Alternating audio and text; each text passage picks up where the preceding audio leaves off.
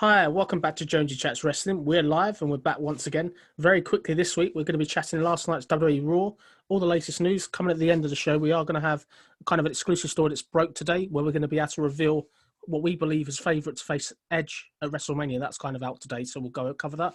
I'm joined by a special guest this time. Normally covers me with SmackDown. It's none other than SCW Steve. How are you this evening, Steve?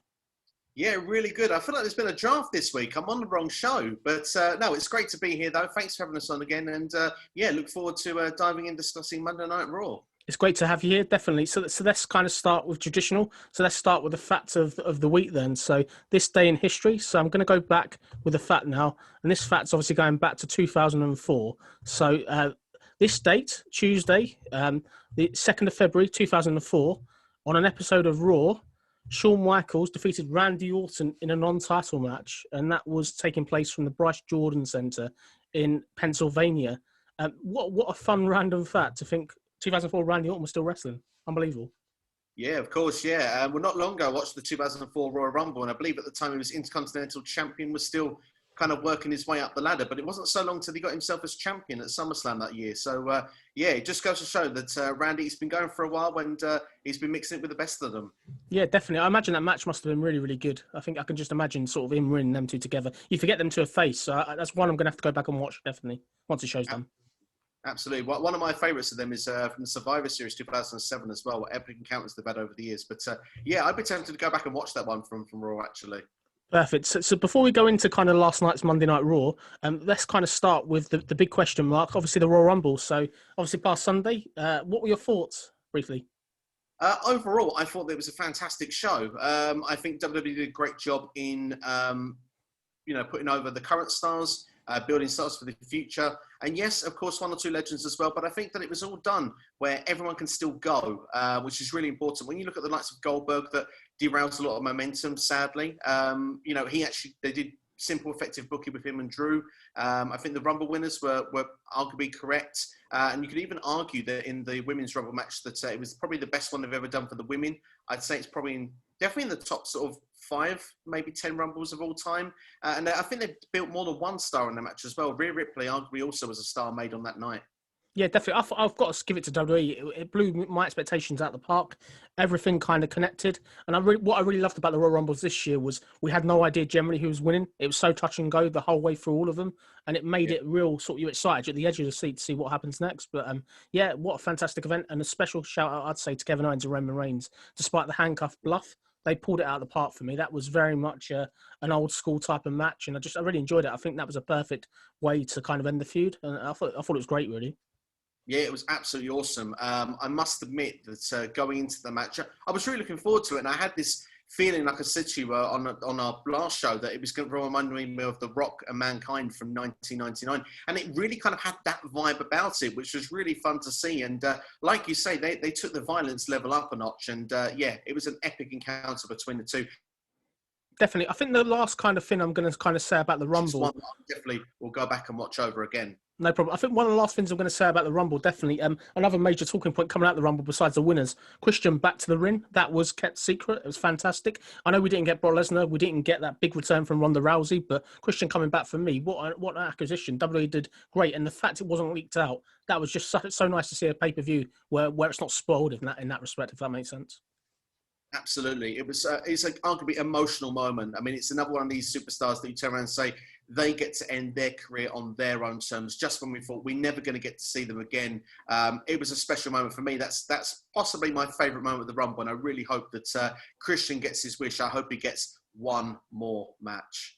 Definitely. Okay, so we're going to go into this Raw show then. So obviously Raw's taking place from the Thunderdome. As always, Tropicana Field at Tampa Bay, Florida.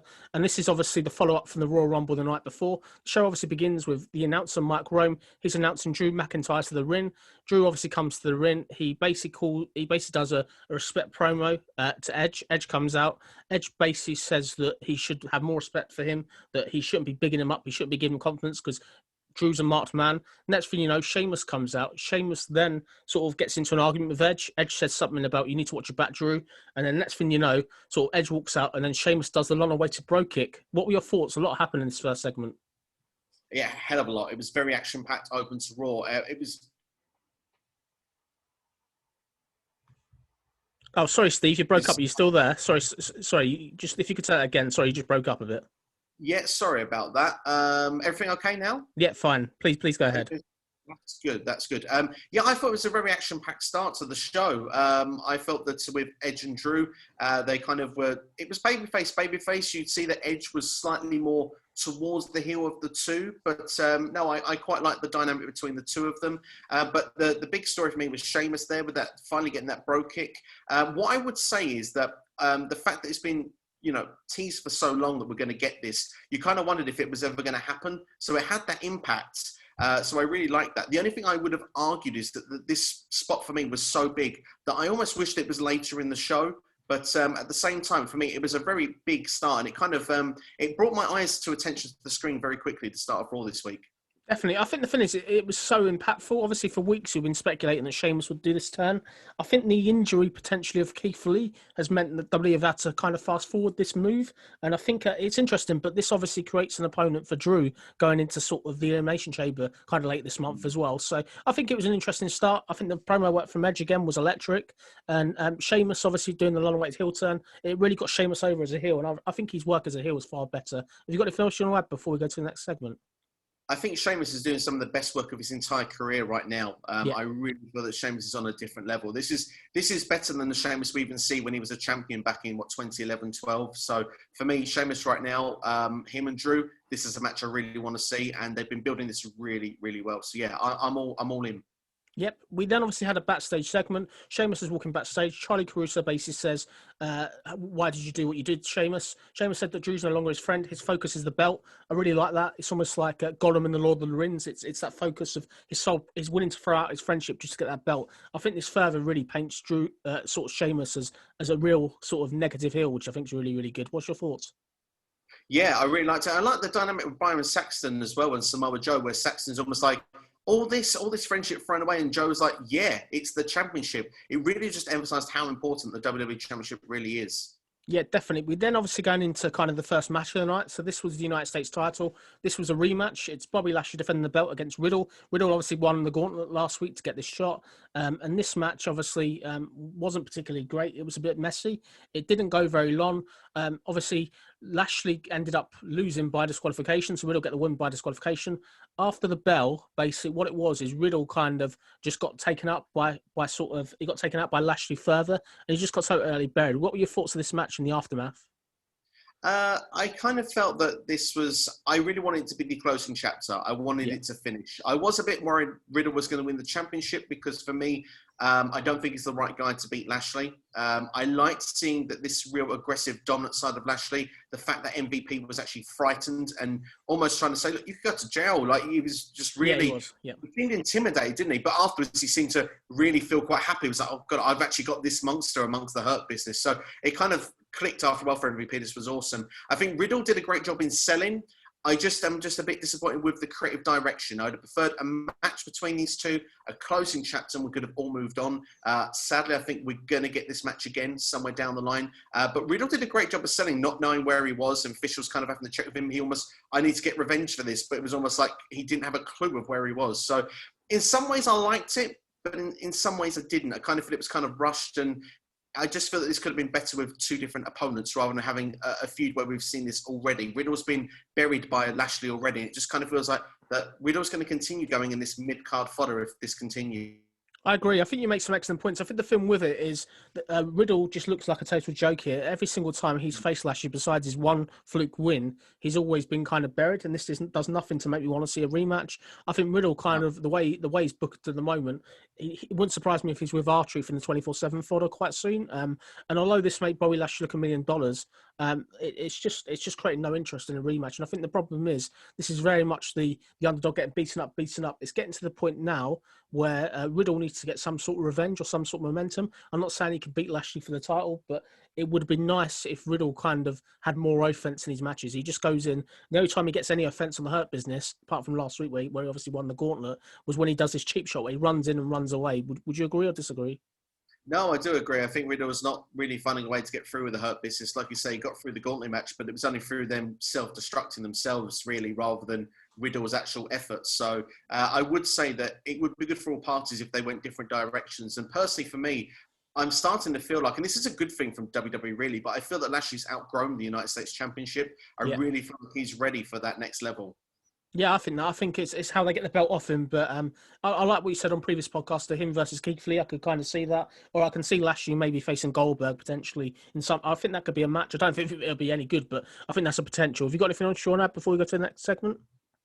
I mean, if Lashley dominates Goldberg, I'll be perfectly fine with it. I mean, even WrestleMania, I think, would be fine because I think this year, WrestleMania, when it comes to the legends, it's really important that they put over the stars of today and tomorrow. We need to start believing in the current crop we've got that can carry this roster going into the future years. Definitely. We then obviously had the next segment. So a Bugatti car was shown arriving at the arena. There was a big deal about this car arriving, and out stepped kind of Bad Bunny. For me personally, being in the United Kingdom, I was underwhelmed. I don't really care about Bad Bunny. I know he's meant to be one of the most popular artists in the world. When you've got this big car, you're hoping it's going to be somebody of talking point. But for me, I was a bit underwhelmed by that segment. What were your thoughts of the brief segment with him stepping out of the car, basically? I half wondered if it was going to be Shane McMahon at first. Yeah, that's because it was built up, wasn't it? It was built up almost like the old days in like the Attitude Era. We used to have a limousine come. Oh, it's the McMahon family. It's somebody in the limousine. Who is it? Who is it? There was none of that. It was just, oh, it's Bad Bunny. Really. Yeah, absolutely. The only thing I would say, though, that's good, I mean, I kind of felt the same as you. For me, the Bad Bunny stuff at Royal Rumble, it's not really for me. I mean, I don't mind the genre of music, but it's not something for me that connects so well with wrestling, in my humble opinion. But at the same time, though, the fact that Bad Bunny made an impact at the Royal Rumble and the fact of his, dive off the turnbuckle into Miz and Morrison, it's great that they have the ability to actually use Bad Bunny more and actually can perhaps bring some of his popularity and bring it into the product. I mean, there is some positives to it, but at the same time, I would say from that point of view, I understand why there's a bit of underwhelmness with it as well. Yeah, definitely. We then obviously had the next segment. So it was Randy Orton shown backstage. He did a promo into the camera.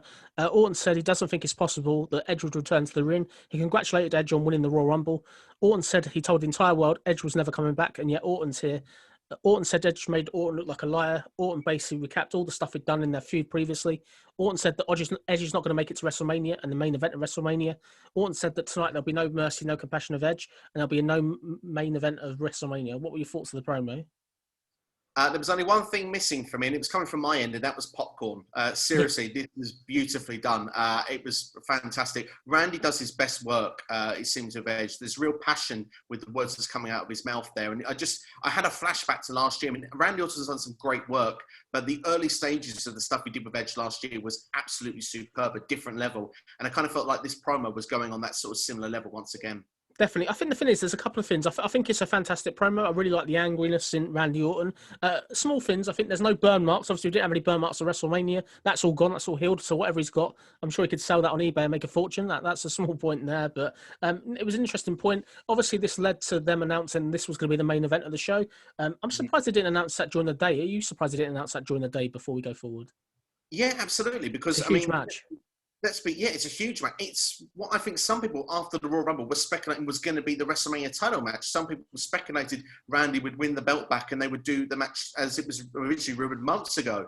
So the fact that we were getting this match on free TV, not even on a pay-per-view and a build-up to WrestleMania, seemed very shocking to me. I think they could have got more numbers had they given more away earlier. But at the same time, I do like this idea of unpredictability because, I mean, back in the old days, back in our day, in the Attitude Era, we used to always get, not knowing what was coming, left, right and centre. You had to tune in to know what was coming. If you didn't watch, you missed it. And in a way, I like that because it would tell people, hang on, I missed something last week. I need to tune in next week because they could have a big match like that and I'm not there to see it. It's just a shame that next week, like you say, it's probably going to be back to our truth. But, as they say, I think this was a big marquee match. And yeah, perhaps a bit more promotion would have got more impact and numbers for this week.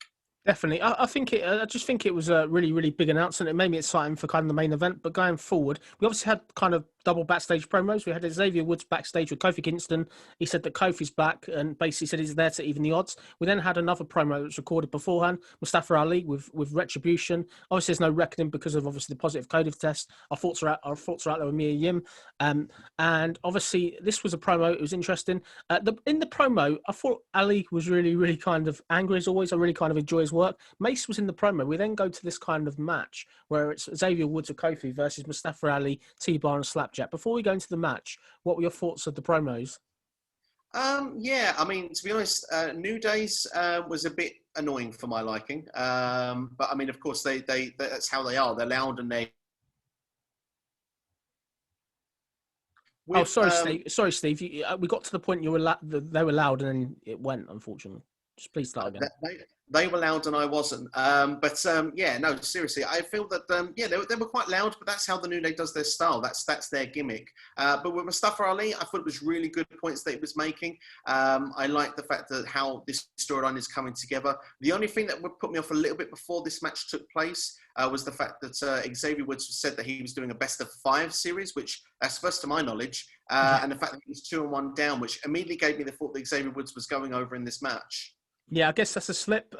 In terms of sort of the match itself, the match was okay. Interesting note, Mustafa Ali obviously came up with T-bar and slapjack. There was no mace there, a ringside with him, despite being in the promo earlier. That was a bit weird. I don't know why I did that. But this was obviously an interesting match. Xavier Woods did get the pinfall, and Ali looked obviously disgusted. It was a short match. This is obviously a feud that's going on and on and on. For me, this didn't do anything for Retribution. They needed to get the heat back after losing last week to Xavier Woods. And for me, I get that Kofi's back now, but I just thought it did nothing for Retribution. It made them sort of undo all the good work they've done in the weeks previously. What were your thoughts of the match and what's happened? A little bit. I kind of agree the same. I think the match was fine, but I think the result was wrong. I think Mustafa Ali needed to actually win here because you're building towards Ali versus Kofi. Now, what's the need to watch Kofi versus Ali? Yeah, because spot Woods is on the job. 100% spot on. I think they should have done. I don't know if Kofi's obviously clear to wrestle. My idea was, this is obviously going back to the Rumble briefly. When Ali did this big spiel of taking Kofi's place in the Rumble, I think Kofi should have taken Ali out of the Rumble. And I think that would have further feuded on this match or created interest for this match. But instead, it was just, this was a filler and it's just a rematch again. Have you got anything else you want to add before we go forward? Not so much, really. I mean, hopefully there'll be some sort of tag team feud will actually help to the Raw tag team division. That's the only thing I can see a benefit from this at this point. But at the same time, yeah, Kofi Ali should be a good match when it goes down, regardless of what the work they've done this week on Raw. Yeah, okay. So going forward, we then obviously had a video showing us that WrestleMania 68 days away. Just a question for you, Steve. They're obviously going back to this pirate theme yet again. Are you a fan of them using the same kind of images as last year, or do you think they should have done something new? I'm okay with it. I mean, of course, they had all the gear for it last year and couldn't use it, so they still have it there. And I think it's to do as well with the Tampa Bay Buccaneers with the Raymond James Stadium. I think it's going with that theme. I believe there is a pirate ship actually in that stadium. So I think that's what the gist is with it. But no, I'm totally okay with it. How about yourself? Yeah, I think it's okay. It's just a shame to do pirates again and again. I quite like it when it's different type theme, but I get that they want to use what they didn't use last year, so I kind of get that, and it would make sense. I think as long as it's not identical to last year, I think each WrestleMania needs to have its own kind of character. I recently watched the Undertaker documentary, sort of The Last Ride, and I think it's WrestleMania. It's either 2007, 2018, where they've got like the roller coaster in the background and stuff like that. I think when you look at setups like that, it needs to have that wow factor. It's WrestleMania. I don't want it just to be sort of flat, really. That's all. No, of course. So, I mean, that was one of the best ones they've ever done, which I think was 33, that one. And I mean, hopefully we'll get something very spectacular looking with the pirate theme. Yeah, definitely. One interesting point. Obviously, we're going to go into the next segment. But before that, Steve, so this is obviously the end of the first hour of Raw. Up to this point, Raw had about 6 minutes of in-ring action, but loads of talking. What were your thoughts of lack of action in that first hour in terms of in-ring? I mean, I must admit, I didn't really notice, and I don't know if that's a good thing or a bad thing. But I like the fact that storytelling is provided in wrestling. I think it's very important. But you do need a nice balance of the wrestling, because I'm sure there probably are many fans that were noticing what was going on, and I think that's it's important that you have a good balance throughout your shows. But storytelling is just as important. But storytelling can also be done through matches, not just through being on a mic. Definitely. We then obviously had the next segment. So it's Miz TV with Bad Bunny. This is obviously a follow-on from the Royal Rumble the night before, where Miz destroyed the equipment. This largely leads to sort of Miz and Bad Bunny basically having an argument about Miz trying to get Bad Bunny on side and stuff like that. John Morrison was electric. They did quite a fun job of sort of singing and stuff. It was a bit like American Idol or The Voice or something like that. It was quite entertaining. And then obviously by the end of this, it kind of leads them just arguing. Bunny mentioned he has a good friend who wants to be there. This then led to Damian Priest making his Raw debut. Obviously, we all knew Damian Priest was coming to the main roster, so this is confirmed. Obviously, this was following up the Royal Rumble the night before. So Damian Priest obviously there. What were your thoughts of the promo and then Damian Priest coming out, basically? Two things then. Yeah, I mean, obviously, John Morrison's time in Mexico certainly wasn't wasted singing in Spanish. That certainly was quite entertaining. Yeah, I mean, the thing is, what's really good about this, as we said earlier, the publicity that we'll get from Bad Bunny being on Monday Night Raw, the fact as well, the idea that he said it was his dream to be a WWE superstar at some point, it did make me wonder, are we building towards a tag team match further down the line at a certain WrestleMania show? Maybe celebrities have been used in matches in the past. I think the last I can remember, or certainly maybe there has been ones previously, but one I can remember is Snooki at WrestleMania 27. She was used there from the Jersey Shore. Yep. We've had Lawrence Taylor, of course, in WrestleMania 11. So Floyd Mayweather at WrestleMania 24. So we've had celebrities in matches in the past. So I do wonder if Bad Bunny could be a good one, because he's a top Latin artist at the moment. He's a VMA winner as well. So yeah, I mean, I think that definitely will be a big move, bold move from WWE if they can do that. But what's really good about this is not just the fact that they've got outside publicity coming from a top music star. They've put him as a friend with someone who's just come into Monday Night Raw. They're building the future in Damian Priest. Damian Priest got as good a debut on Monday Night Raw as you could possibly dream of. And of course, we'll touch more on it as we go through Raw. But of course, the fact that he was, you know, Bad Bunny's friend here, all of a sudden you turn around and go, well, I'm a fan of Bad Bunny, especially if you're perhaps the more younger demographic, as the fact they're probably more aware of Bad Bunny. I like to include myself in that. All joking aside though, the fact is, though, Damian Priest comes in and people will think, I'm going to get behind this guy. And of course, against Miz and Morrison, two people that are probably the most annoying on the roster. This is good all round. I think that WWE have actually done a really good job here in this segment and what they did further on. Definitely. I really sort of agree with what you said. I think you made some excellent points. It does give Damian Priest a rub, as you said, which is really, really good. Obviously, this then leads to Damian Priest and Miz having a match. Obviously, this is Damian Miz debut match on Raw. He looked very, very good, looked very, very dominant, and they continued the follow-up work they did at the Royal Rumble, where he took down people such as Kane and stuff. So big win for the Priest, obviously get the win for here. He finished the match with the Reckoning neckbreaker, and this obviously probably does lead to, as you said, probably the tag match at WrestleMania. I think they're going to change that name, though, the finisher, Reckoning. They've got Reckoning on the roster. I don't know what they'll call it, but that's my thoughts. What's your thoughts on the match? Yeah, I think you make a good point there with the finisher. Perhaps there could be something, there could be a change there. But I think the match was decent. I think the match was solid. Weirdly enough, Damian Priest was rumored to go on SmackDown a number of weeks ago. And I must admit, when I heard that, I thought to myself, it sounded good, but I kind of had a feeling of like, I didn't feel like I know where Damian Priest would fit in on that roster. I see him on Raw, and you know, sometimes things just fit. It felt right to me here, and the match was decent, solid win, as I say. This is as good as debuts you can get. You beat someone who's established for many years on the roster, your current Money in the Bank holder as well. The future looks really bright for Damian Priest here. Definitely. I think it's a great addition. I'm glad he didn't go to SmackDown as previously rumoured. I think with the fit they planned and the angle they planned for that probably wouldn't have worked that well. So this is much better. Have you got anything else you want to add before we go to the next match? One small minor thing is that if we did have a tag team match at WrestleMania, I'm sure a few people have been screaming at the screens already, but I'm probably echoing their sentiments, is how would you make Damian Priest and Miz and Morrison rivalry last for 3 months without Bad Bunny in attendance? That could be your one struggle there, but certainly as an idea of thought for the match and what could do for a spectacle at WrestleMania and publicity, I think it would be actually the right move to do if it's actually possible to pull it off. Definitely, based on the fact and the appeal, as you said, he's obviously got all them awards. He's well known. I don't know if he's as known as Snoop Dogg on AEW, but obviously he's quite well known, particularly North American stuff like that. So yeah, good idea. We then obviously had the Raw Tag Team Championship. We had Shelton Benjamin, Cedric Alexander, the Hurt Business defending against Lucha House Party, Gran Metalik and Lindsay Dorado. This was a really, really good match. This is probably one of the matches of the night up to this point. All the teams got a load of offense. It was really competitive. You never really knew which way it was going to go. And at last, the Hurt Business finally get a win for a while. So obviously the Hurt Business retain.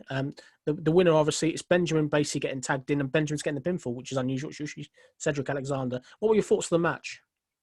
Yeah, I think the match was solid. It was sort of as would have been expected with the two talented teams. It was great to see there was less friction with the Hurt Business, although you did see briefly at the end of the tag match there that Shelton tagged himself in. Alexander didn't look too impressed that he didn't get the opportunity to get the victory, but hopefully we're going to start seeing these on the same page. I really don't want to see the Hurt Business split up. I think it would be a catastrophic move from WWE. I think it's that bad if they actually break them up. All these guys last year in the Hurt Business were politely nowhere last year, this time 12 months ago. They were all a big feature, a big talking point of Raw. They were one of the top draft picks as well. So I want to see them stick together. I think it'd be a big mistake to break them up. So I'm pleased to see that they're on the same page this week.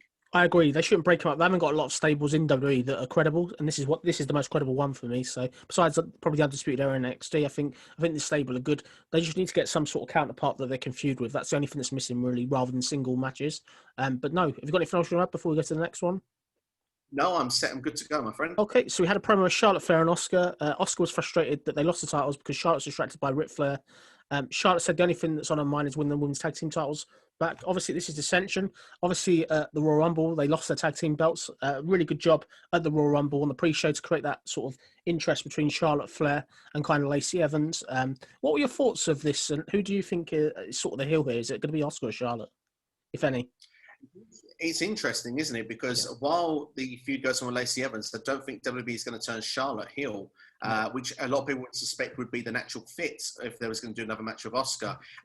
Correct me if I'm wrong, because I felt like I sort of heard this, but felt like I needed to hear it again. Did Asuka, in the broken promo that she did, more or less said, "Don't do it again"? Yep, yeah, that's what I took from it. It was exactly that. Don't do that again. Just concentrate on the match base. That's the way I kind of took the promo. Interesting. Yeah, Asuka could be the one. And I think, to be fair, for Asuka's character, she was so good at the start of the pandemic, these empty arena shows. Her personality almost held the shows together, sometimes single-handedly. That's how strong her performances were. But WWE, unfortunately, sometimes when they get their hands on a character and they think they see it organically getting over, they get too hand-heavy on that gimmick. And they sometimes force it to the point where it becomes a point where it's not as enjoyable. And I feel Asuka's been not as enjoyable for a number of months now. And I think perhaps a heel turn, that dangerous, Asuka that we had previously, I think that could be the way to go. So I'd be quite interested to see if that was the dynamic. I don't know about you. Yeah, definitely. I think it could be credible. I think if you're the way they're booking it, I can see Charlotte Flair and Asuka at WrestleMania. That's got a real good chance. I think we're going to get this Lacey Evans, Charlotte Flair thing, probably potentially at the Elimination Chamber. That'll be the first one. I could see it ending at sort of Fastlane as well. But Charlotte Flair versus Asuka, that'll be a good match. But having Asuka as the heel, that's a different dynamic altogether, really. I think everyone expects Charlotte to turn, so that'll be fun. Have you got anything else you want to add before we get to their match? Well, it kind of works at the dynamic currently as well, because most people don't buy Charlotte as a face, but while there's no real people there, WWE can do what they want, can't they? Yep. Would you like to see Asuka and Bianca Belair, for example, like a heel Asuka versus Bianca Belair at WrestleMania, if Bianca decides to cash in and go to sort of against the Raw champion? Personally, not for me. I'm not saying that I wouldn't want to see this match. I think it'd be a great match, but I think the timing's wrong. I think for SmackDown, if they lost Bianca Belair right now, I think it's a big hole in that division. Raw has so many stars as it is, that I think actually SmackDown is in need of having people in their women's division. The only part that we could say that could make this happen is if Rhea Ripley is on SmackDown and Bianca Belair comes to Raw. That's the only way they can get around that. But hopefully, in my opinion, I think SmackDown could do, if Rhea's not going to go to Raw, I think SmackDown could equally benefit as much with Rhea Ripley on their roster, even still with Bianca Belair there. I think Rhea Ripley has to come to Raw. She's an addition they need more than SmackDown. For me, if I was booking it and stuff like that, I think the money match, as I said before in other podcasts, Sasha Banks and Bianca Belair. And I think the way it's going, I can't see Sasha Banks staying babyface. I know she's only turned recently, but I can see her turning heel and having it as Sasha the heel, Bianca the face. I think that's the route they'll go down. And I think if they do that, there's a lot of time now for Sasha to turn. Would you be a fan of that dynamic before we get back to Raw? Yeah, I would, actually, because I not really thought of it until you just mentioned it, really, that we could see Sasha go back to those heel tactics. Especially, we've had that evil laugh creeping in recent weeks on SmackDown with feud with Carmella. So that could be interesting if that went down. Definitely. We're going to go into this Raw match then. So this is obviously Charlotte Flair and Asuka, Naomi and Lana, a newly formed team, and Mandy Rose and Dana Brooke. This was to win a number one contendership match. This was a really, really good match. There's a lot of positives in this match. I think a lot of people got offense. And interestingly enough, obviously towards the end of the match, the music hits. Charlotte Flair just leaves the ring, and Asuka ends up getting pinned by the returning Naomi. What were your thoughts on this? It was very interesting. I quite enjoyed the tag team element of the match. I kind of felt to myself that when the music hit once again, I thought, well, surely Charlotte's not going to get pinned again here. No. Maybe if you were sort of clever about it, you'd tag out the match. She did that, but then she went and did one further. She left the tag team match and just wandered away. I thought that was quite bizarre, but obviously this doesn't just build for Lacey Evans and Charlotte. This now starts to build for Charlotte Flair and Asuka, like we spoke about a couple of minutes ago. Interesting enough as well that actually Asuka was the one to take the fall here. She's Raw Women's Champion. We really now needed to get Asuka back into the singles division, take away the focus of this double championship thing and really have the focus of the Raw Women's Championship in the Raw Women's Division. There's so many talented people not getting the opportunities and not having singles. It's all about tag team wrestling on Raw in the Women's Division right now. And although it's great to see that other teams have been formed and put there together. And I mean, Dana Brooke and Mandy Rose have done quite well as a tandem. I'm interested to see what's happened with Lana and Naomi. It feels that we're probably going to get the Lana Nia Jax feud going on for another few weeks. But yeah, I mean, there's a lot of talking points that's come from this match. Yeah, definitely. I've got a couple of points, obviously, with this. So, as I said, it was great that they're carrying on the storyline. What I really do like about it, I really like the rub they gave to Naomi. Naomi, obviously, since she come back at the Rumble, has looked $1 million. It's like at the Rumble, she looked really, really competitive. Her spot with, obviously, Bianca Belair was excellent in the Rumble. And I think this is really good. I think the thing that WWE probably did that lacked it slightly, it's a small sort of point. Obviously, Lana was tagging with Asuka. There was no real hint of, I used to tag with you. That was never really played upon, and I think that was a missed opportunity. Really, I think if they are going to build Asuka as a heel, they really want to be hinting that she doesn't care who she tagged with before. Have you got anything else you add, or do you agree or disagree with that point? I think it's a good point, to be honest, really. Unfortunately, WWE does this thing where they kind of think that if it's not happened in the last 2 weeks, we've probably forgotten about it, which it goes to show clearly we haven't. One last thing as well, Steve. Do we see, obviously, out of this outcome, obviously Naomi got the pinfall on Asuka, winning the match for the team. Do we see Naomi and Asuka potentially at Elimination Chamber off the back of this? That could be a likely match. And that would be good if it happens, definitely. I'd like to see it. Like you said, I mean, this is Naomi's time of year. Naomi always seems to get her push around the Royal Rumble to WrestleMania. That's normally the time we see her getting that sort of momentum. Then she sort of goes AWOL then for the other 8 months of the year. But we're in that period right now, so I'd be down to see it. I have a feeling that we'll probably get Naomi and Lana against Baszler and Jax perhaps first, maybe at the pay-per-view. So maybe Fastlane could be a potential, but who knows? Do you not think they'll give that match away on TV first? They seem to have a habit of people winning matches, and then the next week they're in that shot, potentially. Well, yeah, I mean, that's always a possibility as well. So, yeah, perhaps they may do that, and maybe then they'll move on to Naomi and Asuka at the Elimination Chamber. It could work as well. So maybe it could be in the Chamber. Who knows? There's still ways to go. They didn't really plug that steel structure this week, which was quite interesting. Definitely. We then obviously had the Drew McIntyre interview. Very strong promo from Drew. Drew basically says that it'd be honored to face Edge at WrestleMania. Drew said regarding Sheamus, families fight all the time, and they fought more times than he could count. Drew obviously looked into the camera. He was basically in tears, and he's willing to throw 20 years of friendship away for the title. And it was really, really impactful. And I felt the promo was up there with Edge last week. I felt the tears from Drew. You can tell it's hit him hard. Excellent work. He's a great babyface world champion. What were your thoughts of the promo? You're spot on, really. It's not too much more to add to this than other. It was fantastic. He's a top babyface promo. He is the top babyface in the company. That, you know, along him and Edge, them two are absolutely different level when it comes to babyface promos. Definitely. We then obviously had a crazy match of the night. We had Jeff Hardy and Kalito, the returning Kalito versus Elias and Jackson Riker. For me, strange match combination. I know Kalito got a great response to the Royal Rumble. I wasn't a fan of this. We've obviously had Jeff Hardy, Elias and Jackson Riker week on week now for many weeks. It's one of them things where it seems to be the third hour killer. In terms of the match, it was great to see Kalito in it, something different. I believe Kalito is going to be potentially hired as a trainer role. He may have a similar role to kind of MVP. I can see him getting a contract now. In terms of the match, Kalito and Jeff won, and it was Jeff Hardy that got the pinfall on Elias. What were your thoughts of the match and this sort of mismatch combination? I was really pleased to see that Carlito was getting another night because, as we've already mentioned about, you said MVP then, we always spoke about the Hurt Business already, but you say 12 months ago, what happened, and you look now 12 months later down the line.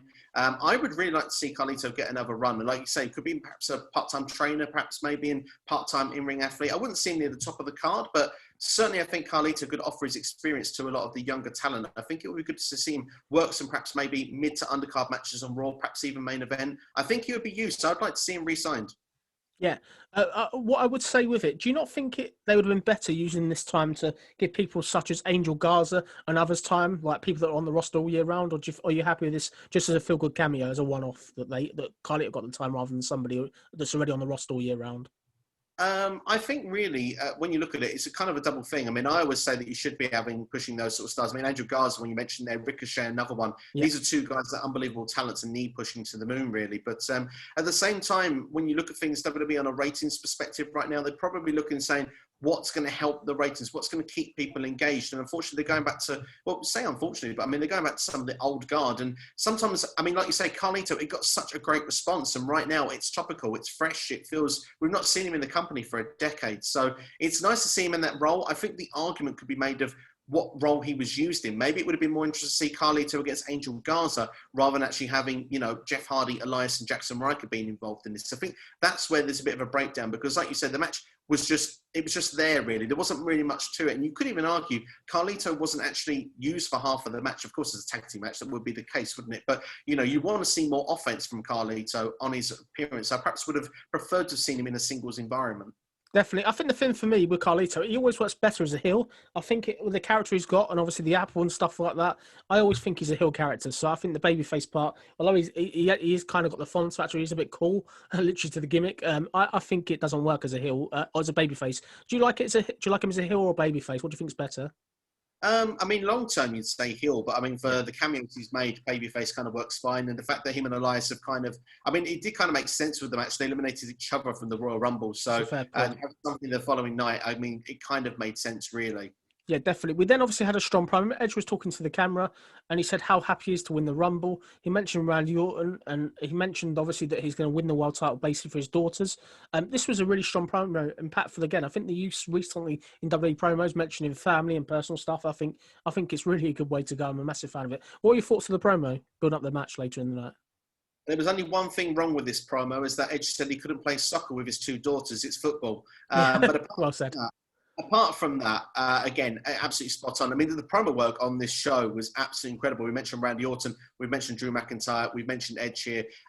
If you're someone that's not so strong on the microphone right now, you've got such a great array of talent you could turn around and say and go to, how do I get better? Because these guys have got such great knowledge. It would literally be a crime if people are not trying to get information from these guys of how they can improve. Definitely. We then obviously had this match we've seen before, Nikki Cross, Alexa Bliss.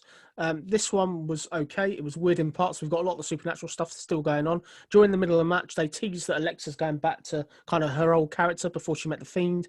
It just goes on and on. The creepy music kind of plays, and then by the end of it, Alexa gets the win with her own version with a modification of Sister Abigail Neckbreaker. What are your thoughts of this match and the weirdness at the moment?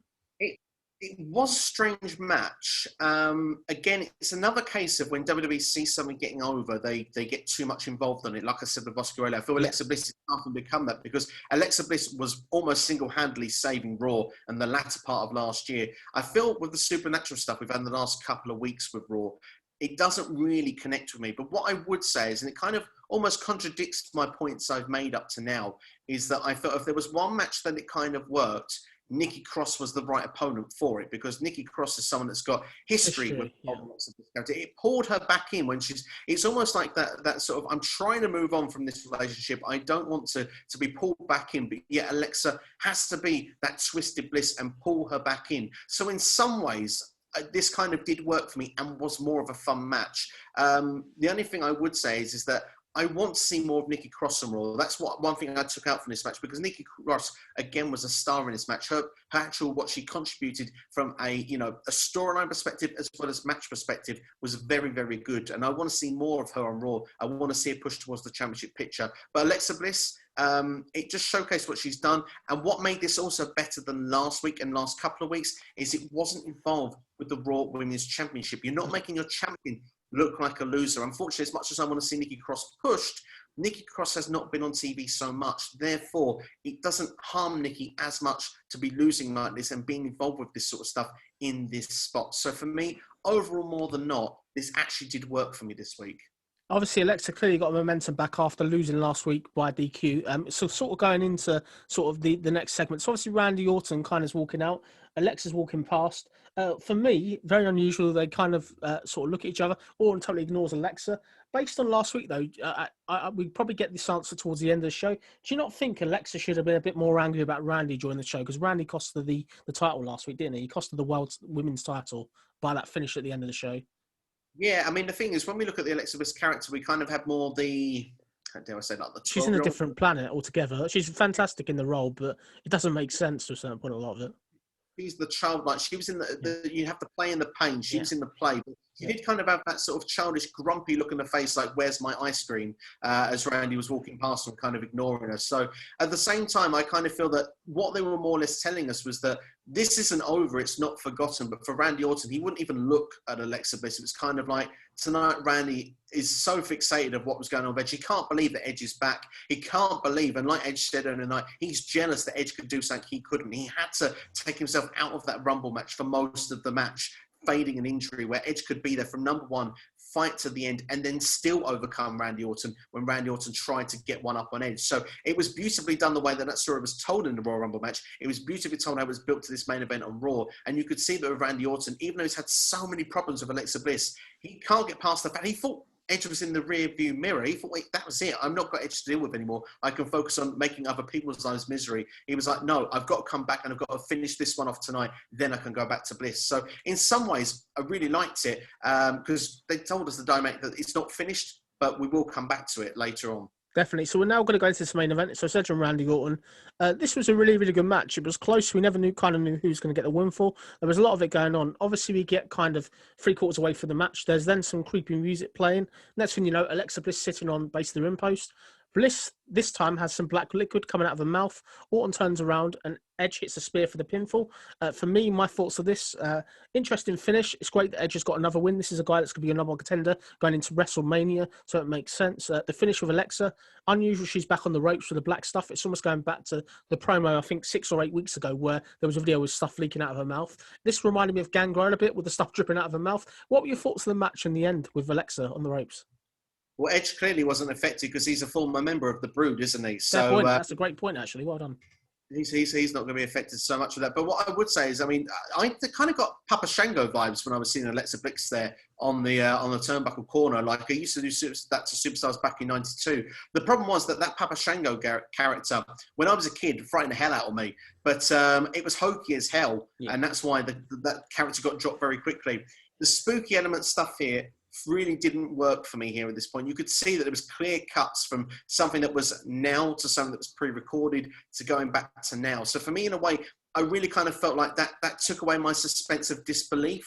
But what I would say that was good about it, like you say, is that Edge got himself the victory, and he continues his momentum after coming back. He wins there in the Rumble match, and he wins here on Raw. It closes off the chapter with Randy Orton. Randy Orton can go back to Alexa Bliss and perhaps The Fiend when he returns. The big question is what happens next to Edge? Now, is he actually going to continue with things on Raw? They promoted that this was it with him and Randy Orton, so perhaps maybe his future could be on SmackDown and perhaps maybe against one Mr. Roman Reigns. We'll discuss that by the end of the show. I think it's an interesting finish. Clearly, they're stalling for time. They're waiting for The Fiend to come back with his new look.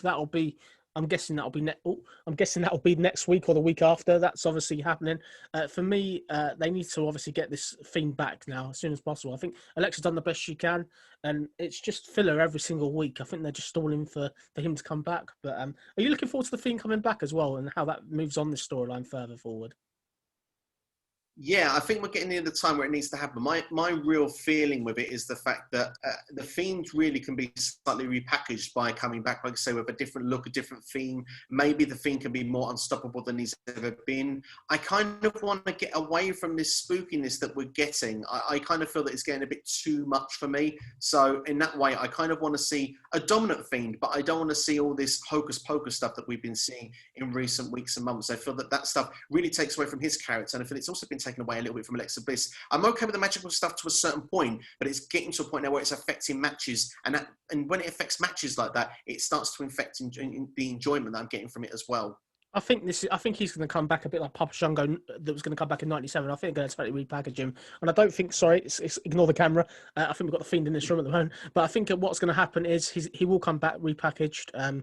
Hopefully he's back to what he was originally. Him versus Orton looks like it's going to happen probably quite soon. They would have done a Firefly Funhouse match on Sunday at the Rumble, apparently, but they didn't do that. What was your final sort of score and thoughts on the show? Please give it a score and a final thought. So for me, I enjoyed this show a lot more in recent times than when I've watched Monday Night Raw. I kind of think that Raw has been a difficult show to watch. It's been the show that I've looked forward to the least on a weekly basis for a good couple of months, even since the Survivor Series, maybe even slightly before. So this for me was the standard where Raw needs to hit on a weekly basis to me. There were things I didn't enjoy about this show, but there were things that I really did enjoy about this show. And for that point, as it's the standard marker where I think they need to reach, I'm going to give this a 7 out of 10. Yeah, I think that's a fair score. For me, I'm going to go for 6 out of 10. I think it was a very fun show. There was a lot of fun stuff that happened. We obviously had the Drew and Sheamus heel turn. That obviously took place, which was fun. We also had, obviously, the Edge sort of promo. That was good. One key thing, I really missed AJ Styles in this show. I think he's a fantastic addition. I don't know where he was. And I just think it made it really, really hard. But in terms of score, 6 out of 10. Have you got anything else you add before we go to that breaking news? No, I'm ready to go for the breaking news, but I must admit, yeah, I did miss AJ on this show as well. And of course, we know we haven't got Keith Lee at the moment, but hopefully they'll be back on our screens very shortly. No problem. So if anybody doesn't want to spoil it for WrestleMania, who Edge is going to face, I suggest you turn off the video now. But let's go forward. So obviously today, we've had breaking news. Obviously, this is confirmed by Dave Meltzer, the Wrestling Observer. I think he's quite credible. I think most of the stuff, you can't say it's all accurate, but it's pretty credible. He's confirmed that Edge's opponent at WrestleMania apparently is going to be Roman Reigns. And there's a tweet that's gone out this week, went out last night actually, on Fox that Edge is going to be on SmackDown on Friday to basically set that match up. What's your thoughts of that? And you excited about that potential match? Yeah, I mean, on my own video with the Royal Rumble review, I did say that I would have preferred it to be Drew versus Edge. I felt that was a compelling match. But when I do think about it and hearing that we are going to get Edge versus Roman, there are a few things that come to mind. And the first one is that the storytelling on SmackDown has been absolutely incredible as of late. And especially anything that Roman Reigns has been involved with has been must-see. So the fact that we could get Reigns versus Edge, Reigns is the perfect ignorant heel to the comeback story that Edge has got. The comeback story could be so inspirational to many people. And I think that really needs to be set in here for WrestleMania this year. It's the big point of why Edge has won and in this position in the first place. So I do think this could be a fantastic storyline between these two. And the more I've heard and thought about it, the more I'm really into it. And of course, let's not forget, it's Spear versus Spear. But let's not forget one other small elephant in the room as well. He made his return on Sunday and he wasn't on Raw last night. Perhaps he will be on SmackDown going forward as well. Perhaps Christian could play a role in this rivalry between these two. That would be fascinating to see Roman Reigns versus Christian. And, you know, the idea then, Christian would have all this array of new talent to work with if he's meant to be on this part-time deal that's meant to be scheduled for him. So maybe he'll get those matches, and that'd be amazing to see. So, yeah, I'm sort of down for this. I think that this would definitely fill up that babyface side, that SmackDown has been lacking. I really like that with the whole Christian being used. I definitely could see Roman attacking Christian to get to Edge. Like, I think that's got to be something they can kind of do. And I think you're really going into this WrestleMania where we finally got an opponent for Roman Reigns that there is a chance that Roman could lose. I'm not saying he will at the moment, but it's a lot more credible than I think Daniel Bryan. I know that people are going to be behind Edge. He's going to be the underdog. And I think Roman versus Edge is something good. Battle of the Spears. I'm just interested to see what they do for Drew. Obviously, Drew's opponent is going to be kind of revealed as well. So, can't predict now. I don't think it'll be Sheamus, but I'm sure we're going to get to it. Any prediction on Drew's going to face before we end the show tonight? Well, interesting enough, someone that wasn't on the show on Raw was Braun Strowman. And he was at the Royal Rumble. And has he traded to SmackDown? I don't think he has. But I mean, if he was to come onto Raw, I think that Drew versus Braun would certainly be interesting. I think obviously a big money match as well would be Drew versus The Fiend. But I kind of feel that the way they're going now, that Randy Orton and The Fiend could even be dragged out as far as WrestleMania. Yeah, it could. You never know. I think they've got a lot of room with that. Although we've seen it a few times. It's one of them where it could go on and on. But no, just for everybody before we end this video, Steve, please tell everybody about your channel as always. So any new subscribers can jump across and see some of your great videos. Yeah, thank you so much as always for letting me have a plug here. It's SCW, the wrestling channel. Of course, any subscribers, any views is always much appreciated if you want to come and check out the channel. Video that is dropping today, which is on Tuesday, is 10 things that WWE needs to do between now and WrestleMania. So definitely food for thought, some of my opinions, but definitely love some feedback if you have any opinions as well on that one. But also my Royal Rumble review is there in its full as well if you want to go and check that out. And yeah, would love to hit the milestone of the next hit of subscribers. So please come check the channel out if you haven't already. And of course, available as one podcast form if that's easier as well for people. Some prefer the podcast form. So SCW, the wrestling channel, is on Spotify, Apple Podcasts, Anchor, and many, many more. Highly recommend you check out the channel. Some interesting content, always, as always, on there. In terms of Jonesy Chats Wrestling, I really appreciate all the recent subs, all the recent thumbs up, all the recent comments. We're on the road to 30 subscribers now. We're 2 away, so please keep liking, please keep subscribing. Let's get the channel out there to really big. I appreciate you coming on, Steve. So this has been Jonesy Chats Wrestling, discussing last night's Raw, all the big wrestling news. And yeah, if you've enjoyed the video, please give it a thumbs up and enjoy the rest of your evening. Thank you very much. Bye.